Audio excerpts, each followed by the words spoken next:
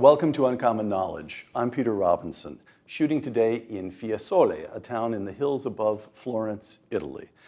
With me today, three guests. David Berlinski is a philosopher, mathematician, and author who has lived in Paris for a couple of decades now and is now the editor of Inference, the International Review of Science.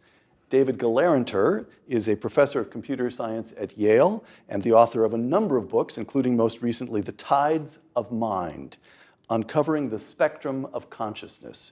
Stephen Meyer is a philosopher and author. He directs the Center for Science and Culture at the Discovery Institute, a think tank in Seattle.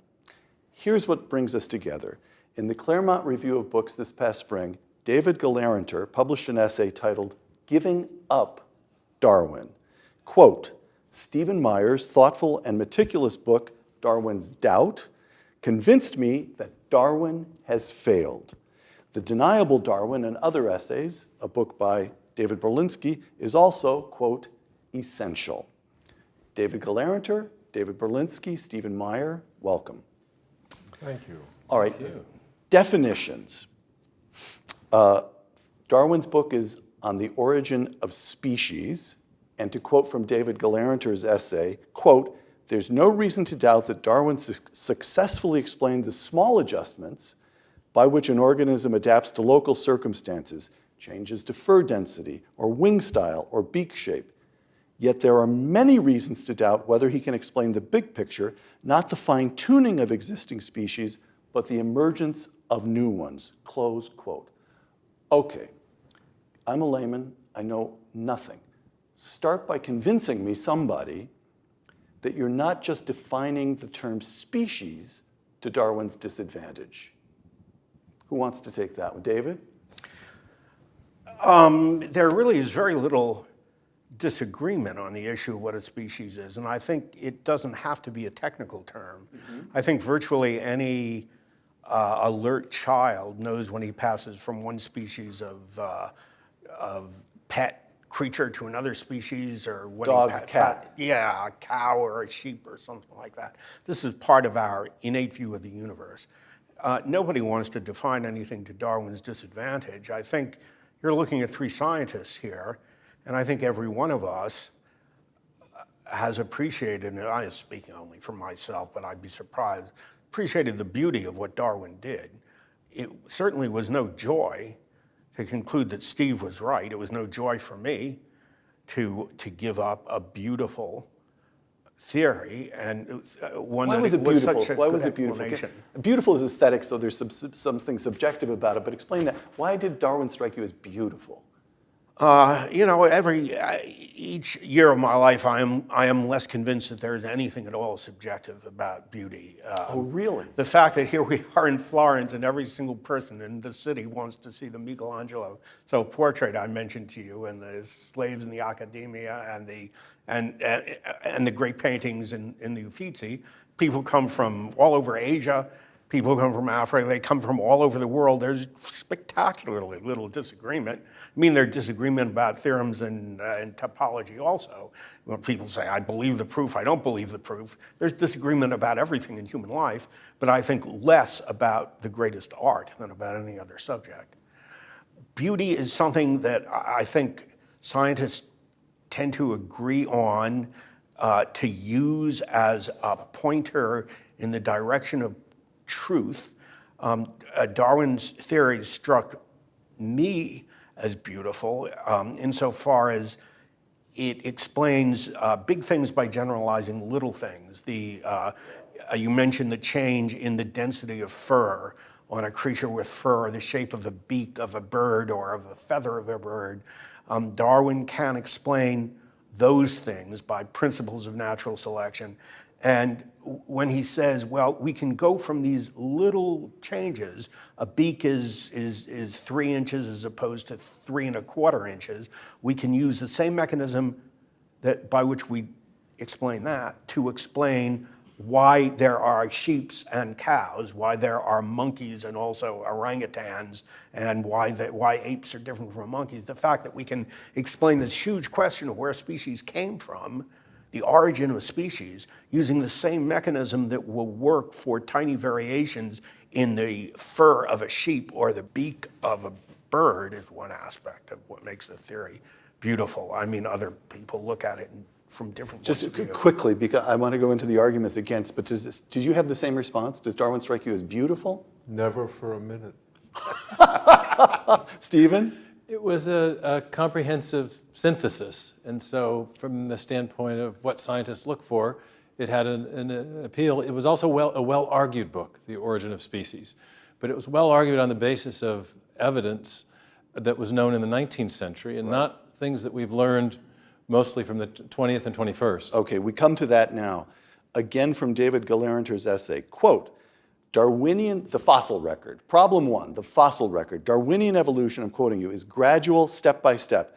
Yet in the Cambrian explosion of around 500 million years ago, a striking variety of new organisms, including the first ever animals, pop up suddenly in the fossil record over a mere 70 million years, close quote. Now, 70 million years seems to be plenty of time for all kinds of surprising things to this layman. Explain, why is the Cambrian explosion such a problem for Darwin? The Cambrian explosion was something that... Such a problem that it even began to convince this man. Yeah, it was a problem that even Darwin was aware of, and he wrote about it in The Origin of Species. He said it was inexplicable on his view of life. But he felt that the future fossil finds would fill in the missing ancestral forms that were evident. What happens in the Cambrian is you get a huge number of what are called the animal body plans, where a body plan is a unique configuration of body parts and tissues. And they arrive very abruptly in the fossil record without discernible connection to earlier precursors or earlier ancestors in the Precambrian record. If this wall were the side of a canyon, halfway up we'd see... You have a stripe of rock, and in that stripe you'd find a whole bunch of new forms of animal life. And in the layers underneath, there would be no intermediate, there'd be nothing leading to that. With any It just discernible pops connection. up. Right. All right. And so the Cambrian explosion itself has been differently dated, but increasingly the date that David used of 70 million years is a very generous date for it. The age range is actually narrowing as a result of additional findings. It's now about 10 million years is the increasingly accepted date, and there are major explosions. In one Chinese seam, there's 13 to 16 different major groups of animals that have arisen in a 5 to 6 million year window. It's incredibly abrupt geologically when you consider the age of the Earth is 4.5 billion years.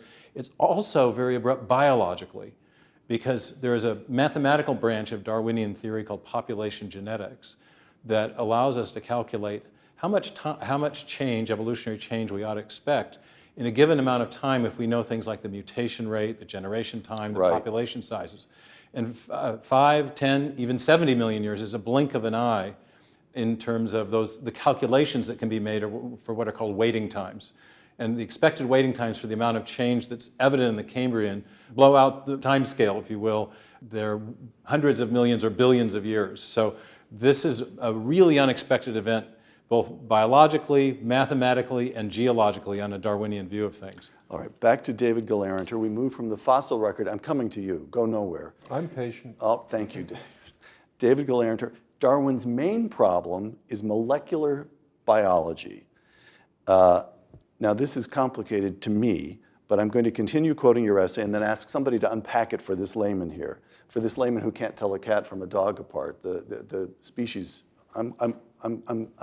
treat me as a very slow student. Quoting, I'm quoting you, what does generating new forms of life entail? Many biologists agree that generating a new shape of protein is the essence of it. Argument step number one. Argument step number two. And inventing a new protein means inventing a new gene. You want to give me the overview on that one? Steve is the real biologist. All right. Life means new life, new form of life means new protein, means new gene. Well, I'll explain it in terms that would be familiar to David. If you want to give a computer a new function, write a new program for it to accomplish a new function, you've got to give it new code. And the big discovery of 20th century biology, following Watson and Crick and what's now called the molecular biological revolution, is the same thing is true in life. You want to invent a new form of life, you've got to have code in the form of the information inscribed along the spine of the DNA molecule, and we're learning, and other forms of information. So you need the information to build the protein molecules that service the different types of cells, and then you need additional information to arrange the cells into the body plans. And so the Cambrian explosion is an explosion of biological form, but it's also an explosion of biological information. And that fact gives us a way of grappling with this question that Darwin didn't have, because we know something about what it takes to generate information in our high-tech digital world of computing. Right. I have to say that David Galerntner, in his essay, goes very easy on Darwin. First, he calls the theory beautiful and says how sad he is to have to dismiss it. And then he says this molecular stuff, Darwin couldn't have known that. Couldn't have known. Nobody. So tell me if I've got it more or less right. In Darwin's time, it was good enough to imagine that the basic unit of life, a cell, was like a little brick of Jell-O. It was an undifferentiated, quite uncomplicated thing, and you could imagine putting many, many, many of them together and getting different forms of life. Is that roughly fair? Yeah, it was good enough for Darwin. It's probably good enough for us as well, but it's not true. It's not That's the big problem. The cell is an unbelievably complex bit of machinery, unfathomably complex. And we haven't understood its complexity at all. Every time we look, there seems to be an additional layer of rebarbative complexity that needs to be factored into our theories. Don't forget, the eternal goal is to explain the emergence of this complexity. Yes. And if we're continually behind the curve because the complexity is increasing every time we look, that eternal goal is also receding from view, not approaching, it's receding. It's becoming more and more difficult to construct a theory for that. All right, now, somebody give me some notion of the math here.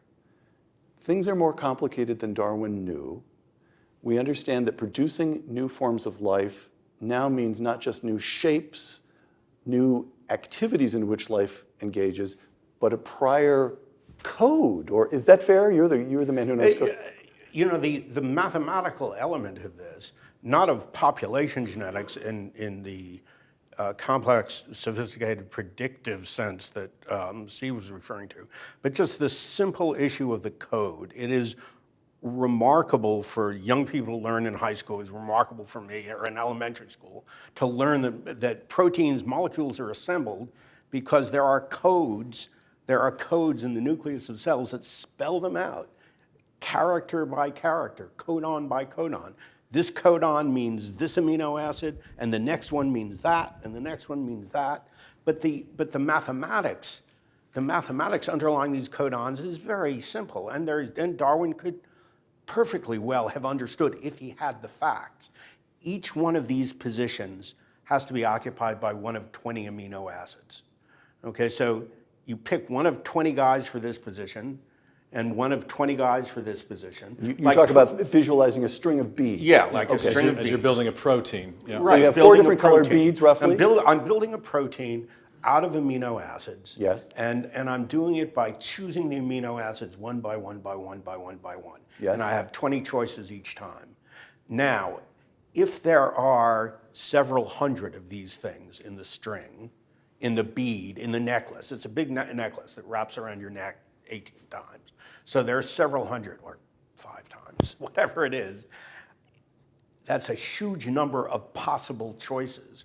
The number of ways in which you can arrange the emerald followed by the ruby, followed by the opal, followed by the chunk of platinum, and another ruby, and a diamond, and a aquamarine. The number of ways you can arrange that is huge, grows exponentially as the string gets longer. So even when the string is short, even if it's a cheap necklace for your very first girlfriend, and it's all you can afford, it's still, there's an astronomical number of choices. And Darwin could easily have computed that. He just didn't know about the amino acids. He didn't know about the necklace. He didn't know about the string. It's not the mathematics that stumped him. It's the biology. The mathematics is simple.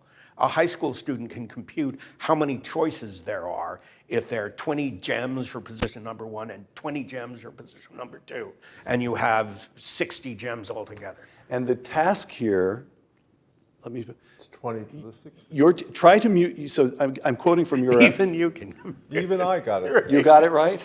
Even mathematicians can understand it. David Yes. Berlinski has a memorable phrase Go ahead. to describe this mathematical problem. He calls it the problem of combinatorial inflation. Yes. As the required length of the protein molecule grows, the numbers grow exponentially. They inflate exponentially, and so the odds of a random search finding the one that makes the pretty necklace, to use David's metaphor, drop precipitously. And in this huge, unimaginably vast universe of possible combinations, the number of combinations that would produce a useful protein is what? Exceedingly rare.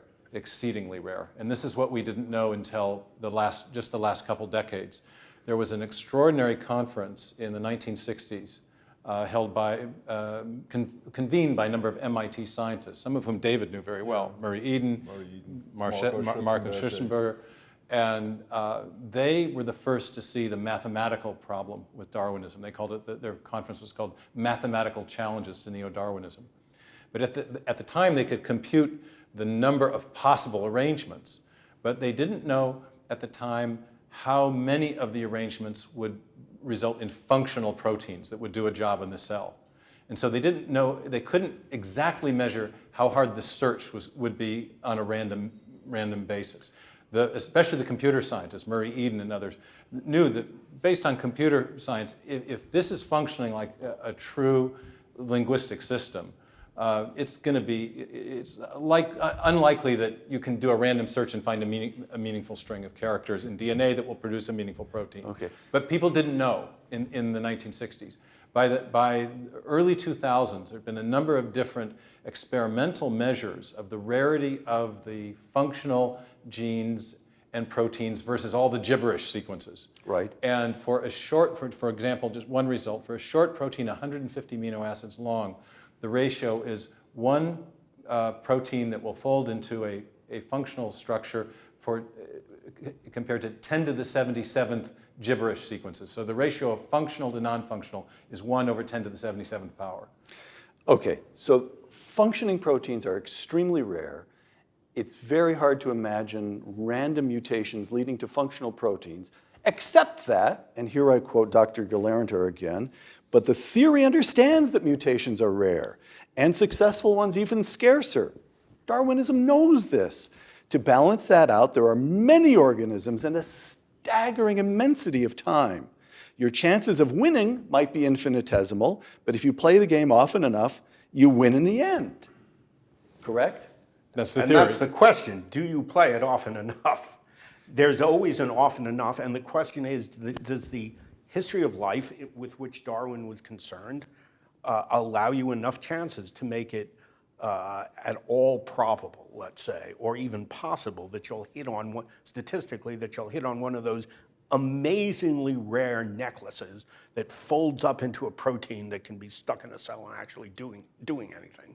I'm not a biologist, and so I look at this and say, yeah, sure, there's enough time. You know, there's been a lot of creatures on Earth, and life has gone on for a long time. But when biologists look at this and try and nail it down and figure it out, try and make a guess, try and use heuristics to make a guess, like using the number of total bacterial lifetime as a measure of the number of total mutations we're playing with. The point is, from whatever angle you come at it, the answer is no, there has not been enough time. The number of throws we've had is too puny even to talk about. It doesn't even approach puniness, and certainly is nowhere near reasonable. So we would get that if we had a reasonable time, but we don't. We didn't. We haven't. So let me just be very explicit from my little Winnie the Pooh bear-sized mind.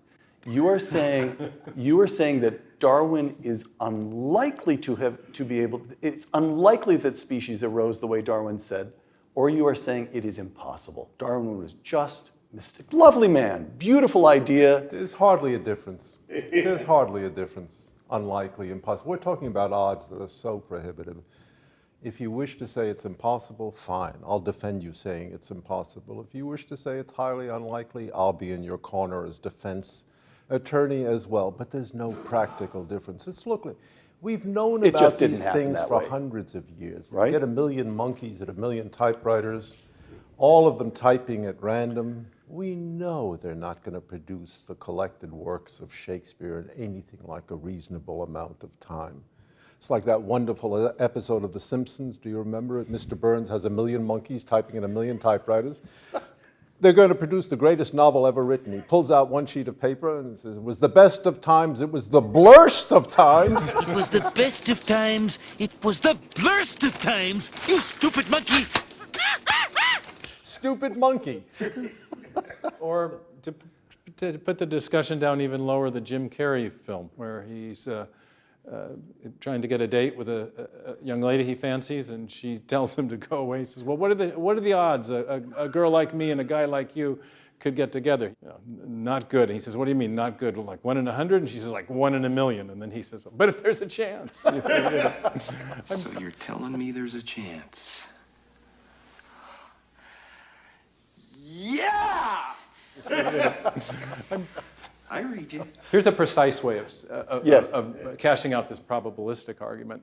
If you have 1 over 10 to the 77th power is your ratio, but then you have if every organism in the history of the planet, and we can estimate that, about 10 to the 40th organisms.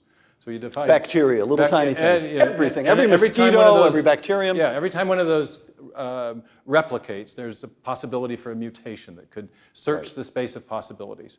So you got 10 to the 40th possible mutations against a search space 10 to the 77th strong. Right. So if you do your exponential math, you end up with, what it means is you can search 1 10 trillion trillionth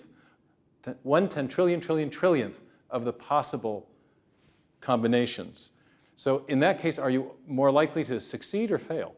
You're overwhelmingly more likely to fail to find one of the functional combinations, even taking into account every organism that's lived on Earth. And that means that the Darwinian hypothesis is overwhelmingly more likely to be false than true. It just didn't happen. Okay, one last piece of the argument here that you mentioned. There are other pieces in this book, of course, and in David's book. But here's one last that you mentioned in your essay is compelling to you, David Galertner. To help create a brand new, and this is the question of mutations proving harmful at least as often as useful, if I have it right.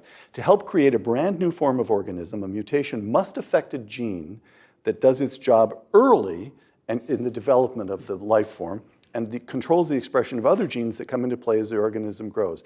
Evidently, there are a total of no examples in the literature of mutations that affect early development and the body plan as a whole and are not fatal. Somebody explain that one to me briefly. Who wants to? You start, and Stephen will. If I want to direct the assembly of an animal, that I've got to get in there early before they've finished putting them together, putting all the the hoofs on and getting the wool on. If he's a sheep, I like sheep. I have to say, I have to get in there early before they start building them, so they don't accidentally build a mouse or a leopard or a zebra. I have to say, look, there's going to be a sheep, get bones this high, and we need a nose about this big, and we need sheep ears, and we need hooves, if sheep have hooves. I think they do. We need wool. Get all this stuff together. So I've got to act early. Now, if I'm going to create a new species, I'm going to mutate, and instead of building a sheep, I'm going to build a little horse, because horses come in sheep size. What are they called?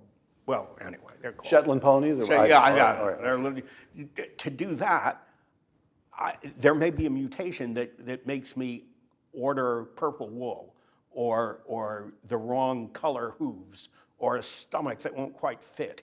But a mutation that is going to recreate the creature in such a way that it's a different creature is, biologists tell me and farmers tell me, almost certainly likely to be fatal. I mean, a mutation that makes a huge difference and that starts putting the head on backwards, it starts giving him 17 tails or too many internal organs or forgets the blood or something like that. Because this is right early on that I'm acting when I'm doing tremendously important things. And if I make a slip at this all-important stage, I'm not going to make a little error in the density of the fur. It's going to be a big error in the design of the internal and the externals that makes this creature what it is. That's an informal, intuitive explanation. But And there's Steve a good, can give you or David can give you an a actual. good argumentative disjunction. If you talk about major changes, if they come late in development, they're not going to make a difference. The organism is already constructed. May have Maybe more the color of lavish the fur, eyebrows. right, okay. If they come early, they can't make a difference because inevitably they destroy the organism. Too many things downstream depend on those early cell divisions. So we're faced with a real destructive dilemma. Late, no good. Early, no good. Well, when? We've sort of exhausted the possibilities. And I'm sure that David Glartner wants to stick up for Darwin one more time and say he couldn't have known this. This is not an attack on Darwin as a man or a thinker or a scientist, but it's the job of science to figure out what guesses are right and what are wrong. Scientists are paid for making guesses, not for making right guesses, but for making interesting, plausible ones. And if scientists, after the guess has been made, don't do their job, don't investigate the guess, don't do their best to figure out is it true or false, then we are false to science and we're betraying science. Intelligent design, from David Glartner's essay. The evidence suggests to Meyer, who's seated with us today, that an intelligent designer must have been responsible. I can't accept intelligent design as Meyer presents it. Close quote. You also have seated next to you David Berlinski, this is David, who has said that his attitude toward intelligent design, and I'm quoting him, is warm but distant. It's the same attitude that I display toward my ex-wives. So you have one man who can't accept it, another man who definitely wants to keep his distance. That leaves Meyer out. So well, I don't know, you want to start the easier case? Try to convince David? Tell us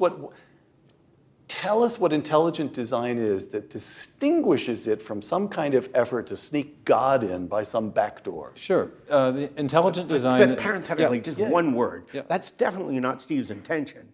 In this book, in Intelligent Design, it's not a way to bring in a theological argument. It is a scientific approach, purely and absolutely valid scientifically. One can agree with it or disagree with it, but one doesn't have to reject it insofar as theology making an illegal move, because that's not what he's doing. That's not what you... Good. Let me sketch the argument briefly, and then we can just discuss it.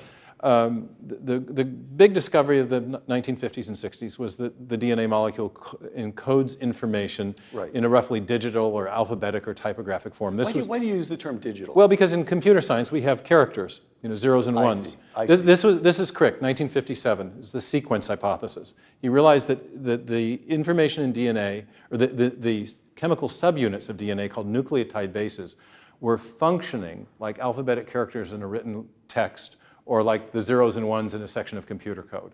That is to say, it wasn't their chemical properties that gave them their function, but rather their specific arrangement in accord with an independent symbol convention, which was later explicated in the form of what we call the genetic code. So we had genetic text functioning according to a code. So it really was it was pure information. This is a genuine information storage system. Crick, by the way, was a code breaker in World War II. So this is fascinating, is an application of the information sciences to molecular biology.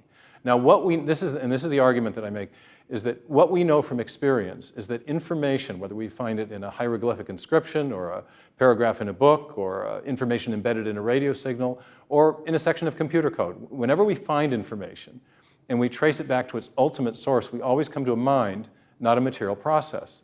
And what I do in the book, in Darwin's Doubt, and my prior book, Signature in the Cell, is show that these undirected evolutionary mechanisms that have been proposed as an explanation for the origin of information fail for various reasons. We've talked about the reason the Darwinian mechanism fails, because it can't search the space when it's so vast. The odds are overwhelmingly against it. So if we, from a materialistic evolutionary standpoint, don't have any explanation for the origin of the information that's necessary to build new biological form. And yet we do know from our uniform and repeated experience, which is the basis of all scientific reasoning, of a source of information, of a cause of the origin of information. That causes intelligence or mind. And so what I've argued in both Darwin's Doubt and Signature in the Cell is that what we're seeing in life is evidence of the activity of a directing mind in the history of life. David Berlinski, to quote the old saying, if you see a turtle on a fence post, you know it didn't get there by itself. Look around you. There's intelligence behind this creation we inhabit. Yes? That's an easy one for a man like you, yes? I guess. You're not leaving me much to chew with. Not much teeth You are a in that contrary argument. man. What do you mean? Well, I don't know. I mean, look, intelligence in the world, intelligence behind the world. I'm relying That's on you really to answer like- this objection. Whatever he comes up with, you're going to be the one who answers, so get ready. Meanest kisses at famine prices. It doesn't really, from my point of view, it doesn't really give us much. It's not yet a theory. I'm certainly prepared to say there's a lot of intelligence manifest in the world, but at the same time, I think that doesn't really Oh, it's a say very tautology much. to you. It's not a Well, tautology. look at this, it's information. Yes, it's information. That's pretty good. Yeah, that's pretty good. Yeah, it's information. I recognize that. Information in some loose sense, maybe Shannon sense, maybe a more elegant formulation of information theory, but I'm much more persuaded by something that leads to a strong counterintuitive claim. For example, that the information is embedded in a topology in a certain way that makes it inevitable that certain life forms will emerge. That would be an interesting conclusion. And for a time, I thought there was such a mathematical construction. I don't think my confidence was entirely well-founded, but it was a good idea. But just to say that the world is charged with the grandeur of God, I could have said that before thinking about biology. It is. That's true. David Galerntner, I'm quoting your essay again. If there was an intelligent designer, what was his strategy? How did he manage to back himself into so many corners, wasting energy on so many doomed organisms? What was his purpose? And why did he do such a slipshod job? Why are we so disease-prone, heartbreak-prone, and so on, close quote. But aren't you setting a pretty high standard? Aren't you saying, in effect, either Stephen Meyer can explain all the mysteries of the human heart, or he's not allowed to say anything?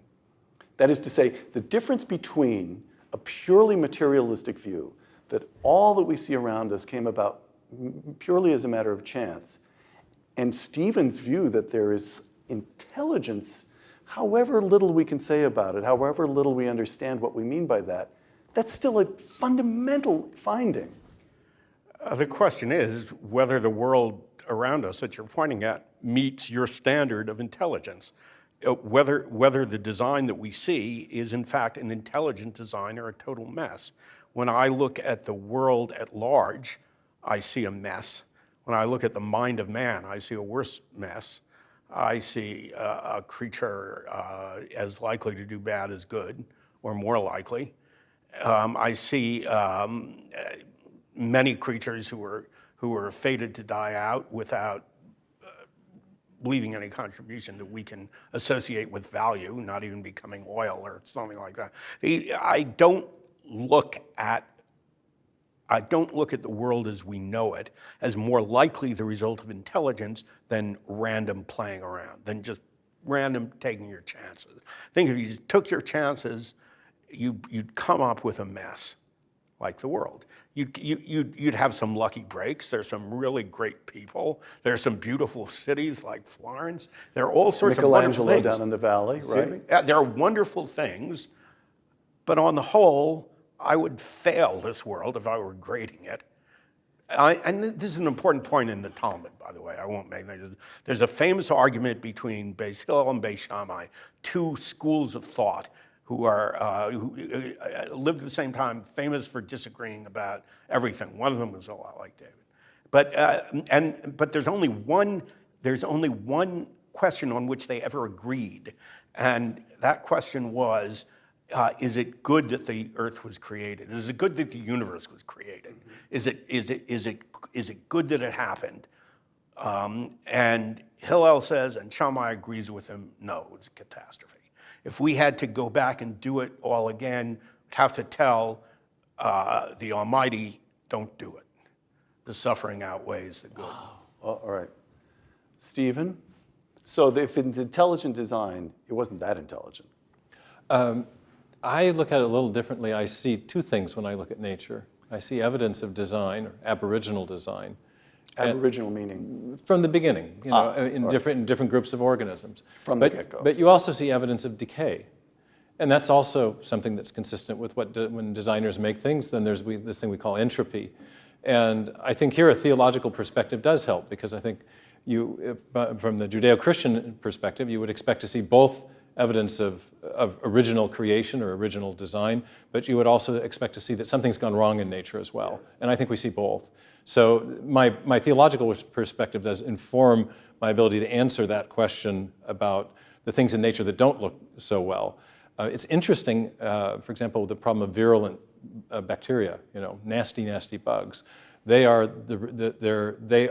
invariably the result of a loss of information as a result of the mutational process. So the very process that Darwinists have invoked to explain the origin of good design is actually, I think, responsible for the evidence of decay. So I think this is the question in philosophy known as theodicy. Yes, the problem of pain. And so I think there's ways of thinking about that. But for me, the evidence of design is powerful. It's ubiquitous in both in life and at the level of physics, of things like the fine-tuning of the laws and constants of physics.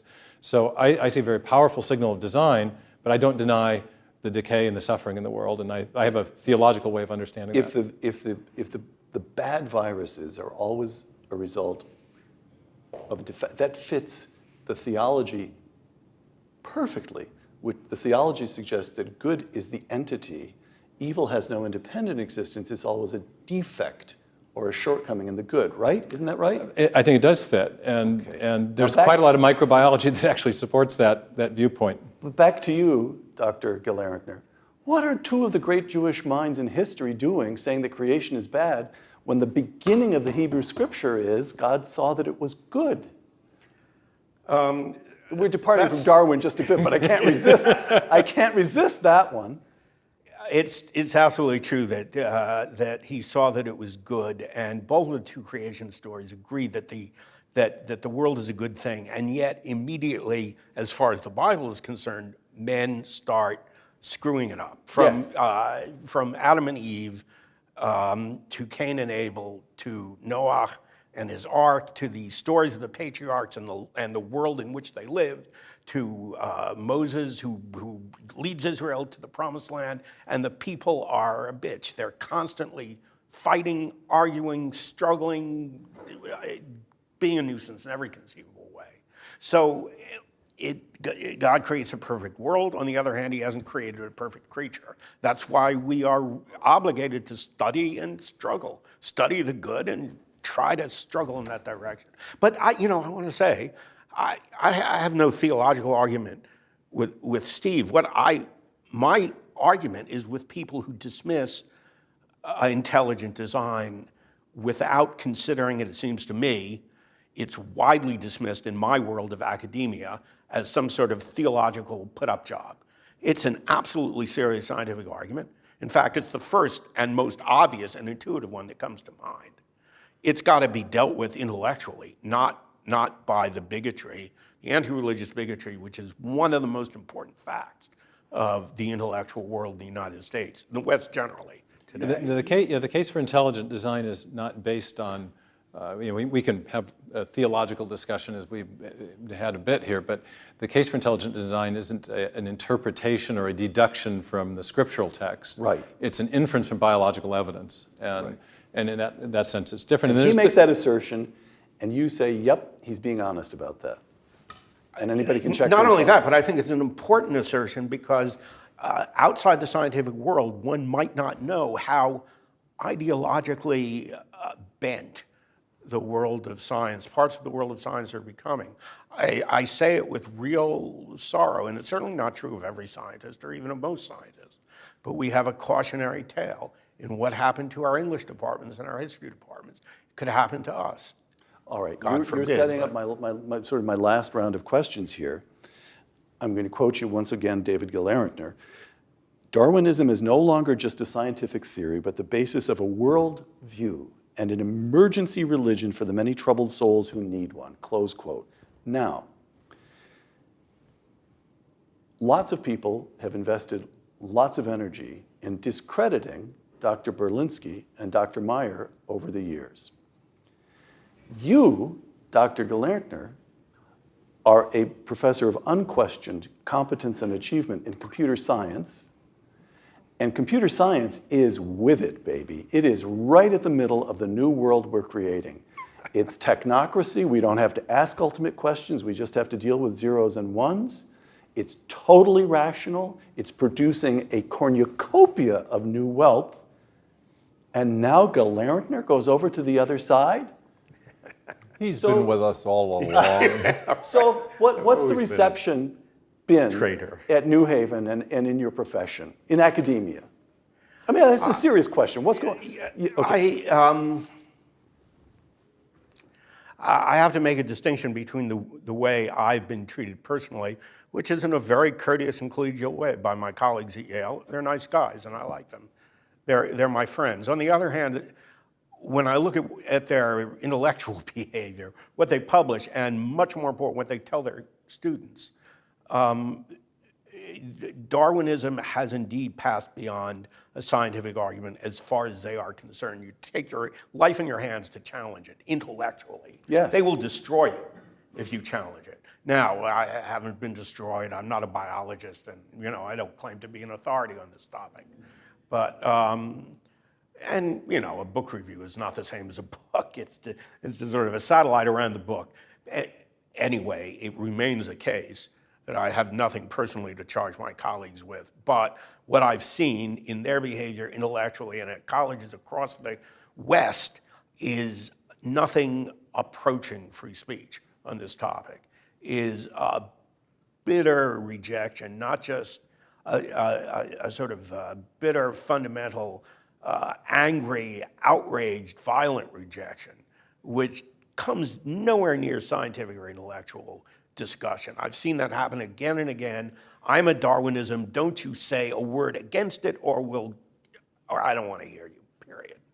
Which proves that you're attacking their religion, in effect. I am attacking You'd their argue? religion, and I don't blame them for being all head up. It is a big issue for them, unquestionably. Dr. Berlinski, who holds his doctorate in philosophy, I want to depart. This isn't strictly Darwin, but I'm indulging myself. This is a quotation that has struck me as compelling for a long time, but for a long time I've thought I really want to try it on Berlinski. So here we go. Okay, I'll try you. This is C.S. Lewis. Granted that reason is prior to matter, I can understand how men should come to know a lot about the universe they live in. If, on the other hand, I swallow the scientific cosmology, and for scientific cosmology, we may as well read the Darwinian theory of evolution. If I swallow the scientific cosmology, then not only can I not fit in religion, but I cannot even fit in science. Here we go. Here's the payoff on this. If minds are wholly dependent on brains, and brains on biochemistry, and biochemistry on the meaningless flux of the atoms, I cannot understand how the thought of those minds should have any more significance than the sound of the wind in the trees, close quote. He's onto something there, isn't he? Isn't consciousness the first question we have to answer? Not mine. Totally wrong, It's not even the first question I would think of asking. Why does it seem so very compelling to you or C.S. Lewis? Consciousness, yeah, it's one of those things. It's certainly true that I'm conscious. I have my doubts about you and these two guys here, but those doubts really don't matter a whole lot. I'm prepared to welcome my friends as automata. Doesn't matter to me. He's not onto a point, or he's onto something that's just uninteresting. I'm not sure I understand the point. I mean, let's say... Does this make any sense to you? Makes sense to me. This is what bothered Thomas Nagel, and why he's become a skeptic of neo-Darwinism, is that minds are real things. And if you can't give an account of where they came from or what they do that isn't itself self-defeating, then you end up in a really incoherent philosophy. To Gelerntner to break the tie, because his latest book was on consciousness. I I have to agree. I am also an admirer of Nagel. And the question of consciousness is unsolved. You can argue whether it's important or not. I think most people intuitively believe it's important. I think they're right.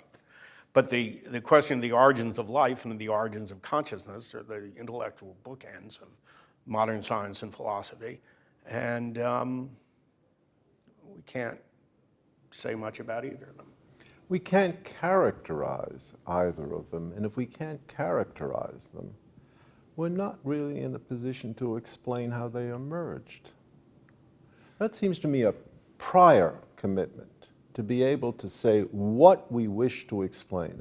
Someone says, I'm deeply puzzled about consciousness. Everybody says that. It's a very fashionable thing. They say it in teen vogue, for heaven's sakes. But I would like to have a better sense of what is prompting the puzzlement. I don't have that. I can't sit in your seat when you're sitting there, so I can't experience your sensations when you're having them. Oh, all right, so what? Why is that intelligible from a scientific or a philosophical point of view as a pressing issue? If you say most of your friends happen to be automata, we'll turn you into an automata and you'll get a $50 coupon right now where you can spend in Florence. Would you accept the deal or not? $50 for Yeah. my consciousness? Yeah, for you Bist du becoming an verrückt? automata. Excuse me. No, bist du verrückt? Well, look, you- Oh, but now you're just dickering over the price. Yeah, exactly. But that's true of all intellectual discussions. We're always talking about the price. The price seems to me very low to be puzzled. There are lots of things that are puzzling in the world. Some of them we understand, some of them we don't. But you before value your consciousness at least at $50. Yeah, $50 for my At consciousness. least we've established a floor. We can go up from there. We're all saying it's a mystery, but we're framing the mystery in different That's terms. exactly right. It's a puzzle. I'm not even persuaded it's a mystery in the sense which the structure of a natural language is. Whatever it is, it's valuable to you. To me, maybe not to you. Just as yours is valuable to you, but not entirely to me. But, This is we my- have to be very skeptical about these claims of profundity because when examined, they don't always remain what they seem. They don't always remain that. Gentlemen, let me name 3 names that all but remade modern consciousness. I think the 3 of you would agree with that formulation when you hear the names. 19th and early 20th century. Karl Marx, no longer taken seriously. A few faculty lounges in American universities. Fundamentally, Karl Marx, no longer taken seriously. Sigmund Freud, fascinating, a few interesting insights, but psychology has now moved so far beyond Freud that at universities across the country, they're renaming the departments of psychology and brain sciences. We're scanning brains, all right. And now we have Darwin, and the 3 of you are taking him down too. What does this mean for the way people think about the world? He won't go down easily. No one has taken down Freud. His value really? doubles every decade. I'm with David on you that are? one. I'm just wrong about Freud rises in my Oh, estimation. he does? Yeah, the fact is that yeah. the feminists in the 1970s were outraged because of something he said or didn't say in a political way. It has nothing to do with the value of his writing. But I'm right at 2 out of 3, Marx and Darwin. Certainly with Marx and Darwin. Marx is kind of a windbag. Let's agree on that. Kind of bastard, personally. Yeah, he didn't bathe a whole lot. A windbag and a bastard in And he his spell certainly had no sense of style. Darwin is a different case. I think you're onto something to group them together because you've talked about how David talked about how Darwinism has become the foundation of a worldview. And if you look at the questions that they address, Darwin tells us where we came from. Marx has a utopian vision of the future. And Freud tells us what to do about our guilt.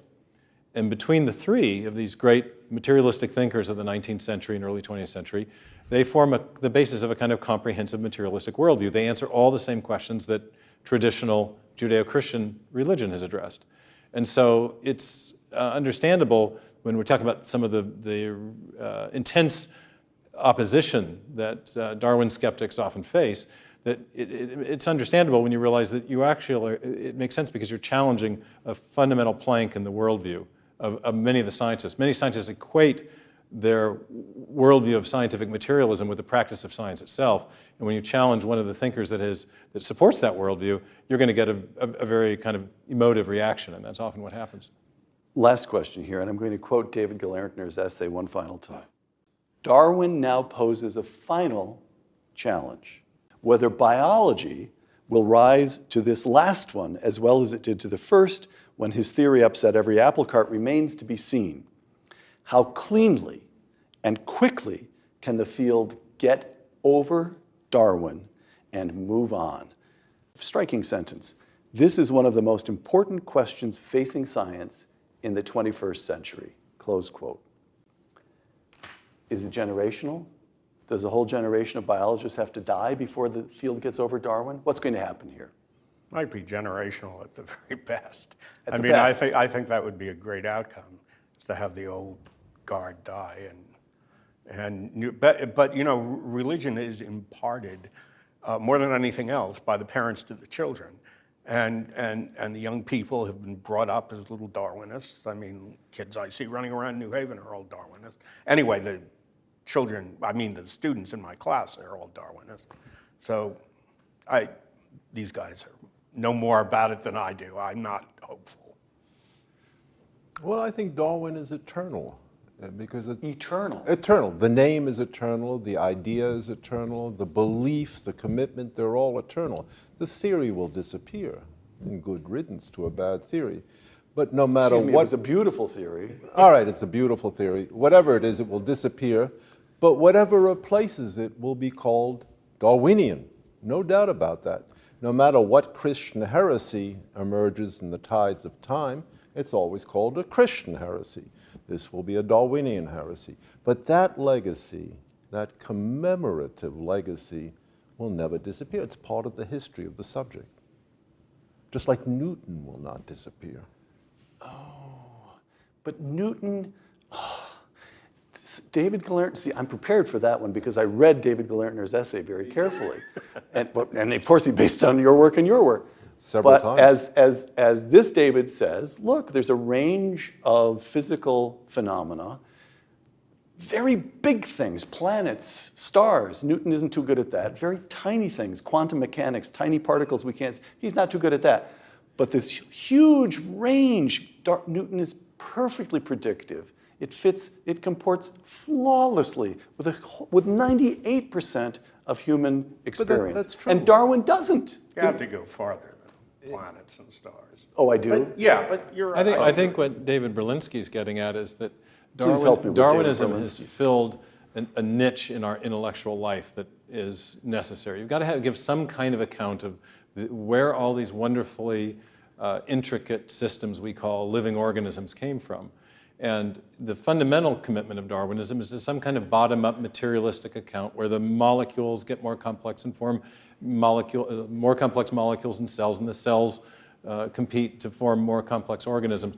So now what we're getting is post-neo-Darwinian theories of evolution that are trying to provide new mechanisms that will account for the things that the Darwinian mechanism doesn't account for. So even you who bear the scars of abuse from Darwinists say, Darwin may have been mistaken in his answers, but he was asking invaluable questions. He's asking invaluable questions, but I think he got it wrong. I think all Darwinians, in the broad sense, get it wrong. They're trying to explain something very, very complex in terms of bottom-up, undirected processes.